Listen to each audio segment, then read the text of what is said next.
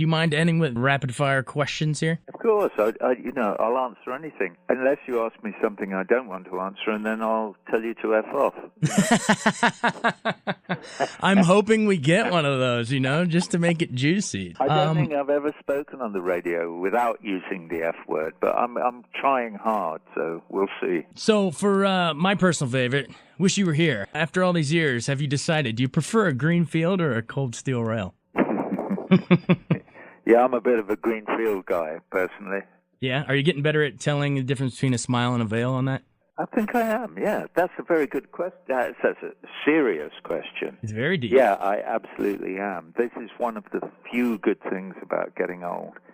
I do believe the possibility exists that we get wiser as we get older, and we get better at spotting those things. You mentioned older, but let's now go back to when you were really young, when you were a child, comfortably numb. Did you really ever have a fever with hands like two balloons? Like, was that an actual incident? Yes, that's just description of having a very high fever, probably 106 or something, when my tiny brain was kind of boiling. And yes, I did have those illusions. I'll tell you this is an anecdote that very few people know. At some point in the mid-70s, probably during the making of the record Wish You Were Here, I was in the canteen at Abbey Road one day, talking to the band about something or other, and suddenly everything looked as if I was looking at it the wrong way through a pair of binoculars. Really? Yeah, really. Everything is very, very far away. And I thought to myself, this is what having a nervous breakdown must feel like. Now I get what it must have been like to be Sid and hearing voices or whatever, Right. or that reality suddenly turns into something plastic that you have no control of and is not right, and you know it's not right, but there's nothing you can do about it.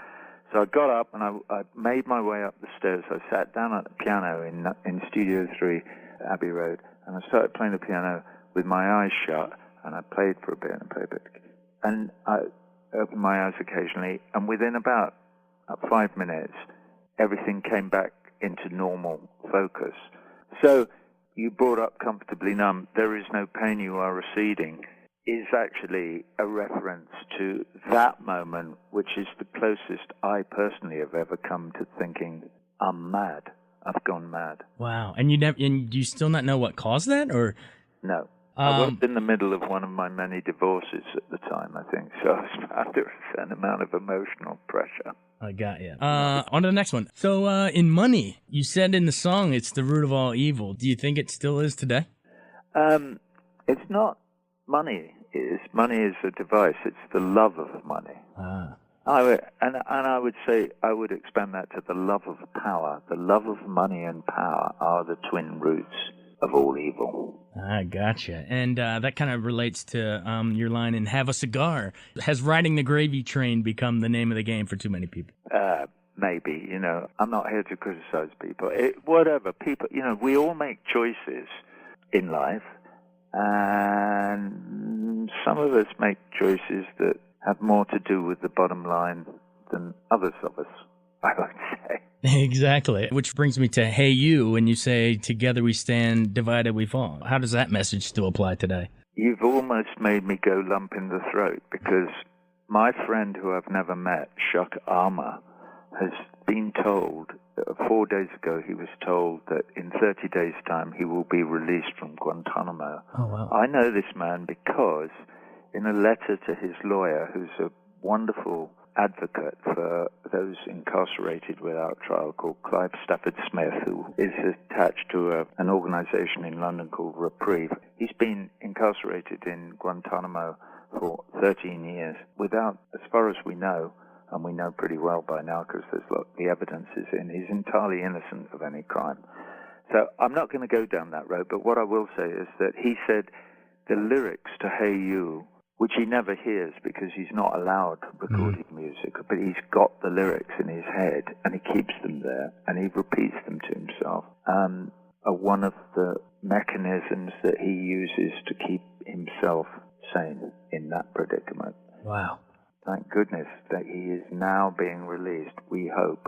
I mean, I don't trust those arseholes, so I'll believe it when I see it, but the day that Shuck It is released will be huge for me and for all the other supporters who have supported him through the last 13 years. Wow. When you said that, it gave me chills, reminded me of the Shawshank Redemption. He says that line about that, even when you're locked up in jail, they can't ever take away the music that's in your head, and that's how you kind of get through it. I hadn't made that connection, but I loved that movie. Yeah. Wow, that's really powerful. I guess that kind of leads us to time a little bit. When you're locked up, there's a lot of moments ticking away to make up the dull day. What's that for you? In your obviously nothing, there's nowhere near close to like Gitmo for you. But if you got a dull day, how do you tick them away? You know what? I don't have dull days. My dance card is so full that the minute I sit down, I find something else is demanding that I get up and dance. And so I spend very little time sitting at the side of the room. I have stuff to do all the time. I go, oh shit, I've got to do that, I've got to do that, I've got to do that, I've got to do that. The demands that I make upon myself, and also that I find made upon me because of the predicament of others, are great. So I never have a dull moment. Awesome. What do you think? It's been a couple of decades since you wrote these legendary lyrics, but what do you think? Are we all still just bricks in the wall? No, of course we're not. You're trying to drag me kicking and screaming into metaphysical conversations. I'm trying, man. Well, if we had 2-3 weeks and we were sitting on a beach somewhere with a glass of Cipro and the sun was going down, you would find it hard to find a companion who was more ready to drift into those arenas. But it may be that the format of this quickfire, radio station question and answer thing is not the right forum for that depth of conversation. All of my songs are about the same thing. They always have been.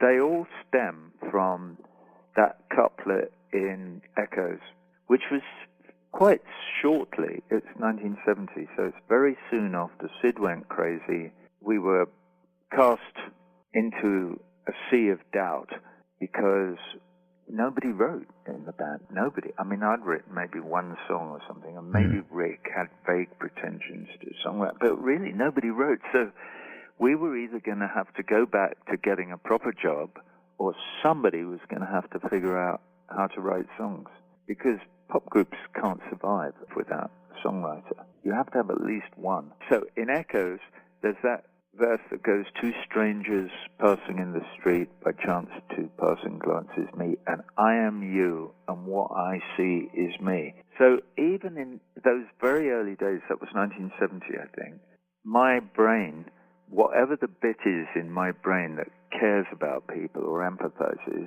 understood intuitively that although we may be strangers, we are the same person essentially. So there is no us and them. And so, to put it very simply, the walls that appear to divide us are constructs, and they're constructed by others for nefarious means. And our job as human beings is to tear those walls down and to engage with one another in a loving and supportive and empathetic way. And that's all I've written about ever since. I'm a bit of a one-trick pony.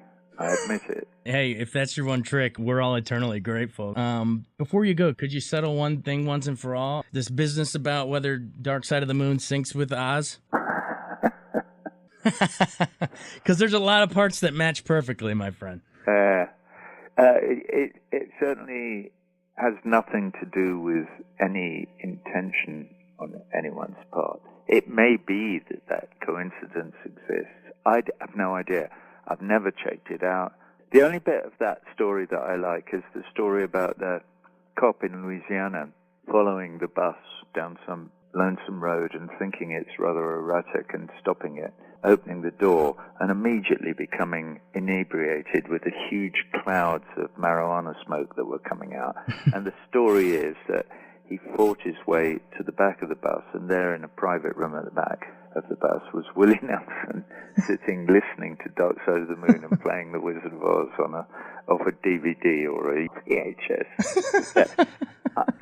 It's almost certain that this story is completely apocryphal. Right. I love it nevertheless. Like it took on a legend over the years. Yeah, Willie Nelson's a bit of a hero of mine. So I love the idea that might have happened.